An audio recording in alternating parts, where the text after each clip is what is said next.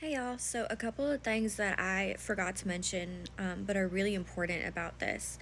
In our hearing, the first full hearing that we had on August, and now that I have looked at all the paperwork, I'm pretty sure it was August 7th. It was definitely August 7th. So on August 7th, we had our pretrial hearing for the custody and visitation. Now, at this hearing, one of the biggest things was he testified under oath that he had tried to reach out to me. He had reached out to me over and over and over and over again, and that he was asking me to see our son and asking, if he could help in any way and all of this. That was a lie. He hadn't reached out once. He had sent me a letter, like I had showed y'all in a previous video. He sent me a letter telling me he was going to chuck all of our stuff out of the storage unit that we had together. And he had sent me a letter telling me how unfair everything was. It was literally, and I would love to show it to you, but I gave it in evidence in the appeal, and I haven't seen it since. I didn't know that if I gave it in evidence that it would be gone. Y'all, I really don't know what I'm doing. But anyway, so it was just all about how unfair I was being, and it's a nightmare. But he literally sent me a letter. He didn't even send it. He drives by my house and drops it in the mailbox. And then he proceeds to drive by my house. He lives 2 hours away. Drives by my house 3 more times before the court date. Like, he'd broken into my parents' house as well, where we were living. He broke into their bathroom downstairs after he had taken me to his parents' house in April of 2023. And that's when I was trapped in their basement. He wouldn't let me have my car. He wouldn't let me have my debit card, and wouldn't let me get a job that was more than, right down the street, because he wanted the control over if I can go to work or not.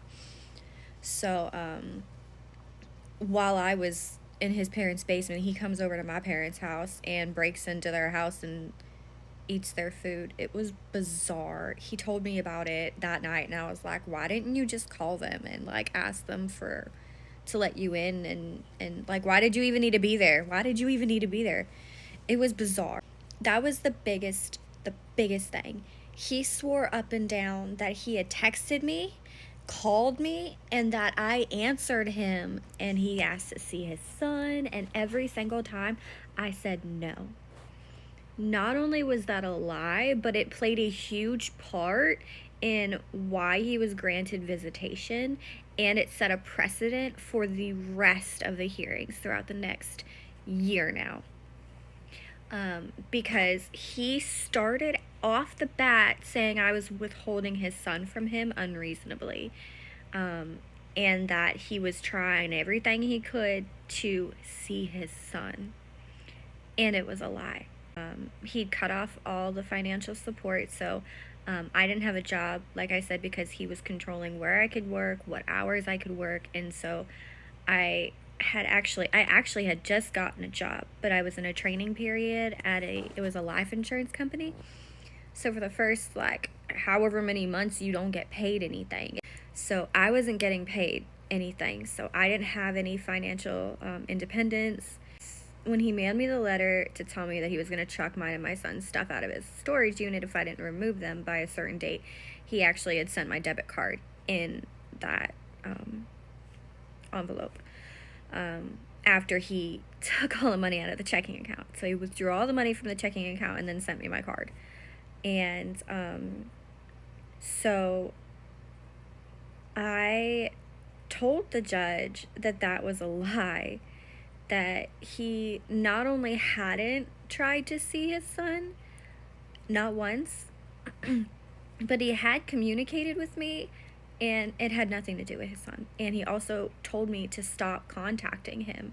I had shown the screenshots of my attempts to communicate with him and my attempts to get him to cooperate with the court orders and help me cooperate with the court orders, because I couldn't do the psychological evaluation without his cooperation. He had told me, don't talk to me. I tried to talk to him at court. I was just like, I asked him to go talk to me, so we went into a room that's right there, like everybody in the lobby can hear what we were saying. And I was like, listen, it doesn't have to be like this. Your son needs his father. Please get some help. Like, please get some help. I'm like, I don't know why you're lying. I don't know why you're behaving like this. We don't have to do this. And he was so angry, and he just kept telling me, yes, we do, because he needs to hurt me. And I was like, why? Why do you want to hurt me so badly? And he was like, because I haven't seen my son. And I was like, number one, you ain't tried to see your son. Number two, you're dangerous. You are severely addicted to drugs and alcohol. You were abusing us. My second son, that was not a consensual conception by any means. He was wasted, completely drunk. We had been broken up. I was like, you need to get help. You're not a safe person for a child. You're not a safe person for yourself. But he straight up told me that he was just doing this to hurt me. All he wanted to do was hurt me.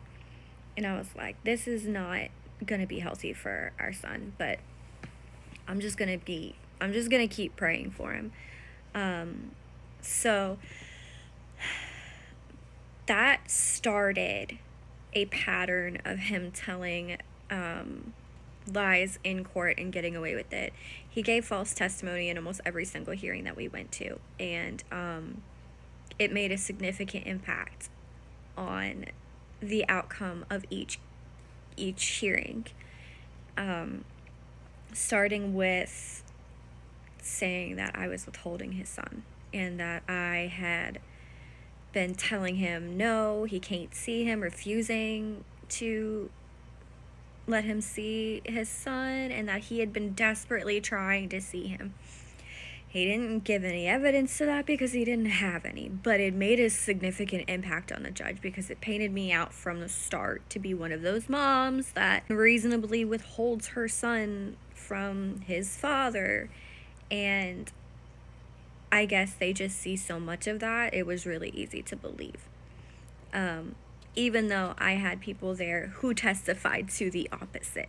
One of my witnesses actually testified that I bent over backwards to try to get him to be in contact with his son before the protective order and before everything went downhill like that, because I wanted him to be a part of his son's life.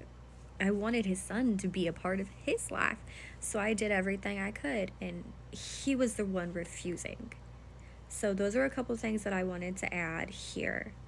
But next I'll go into how the first visitation went and the process to get to it.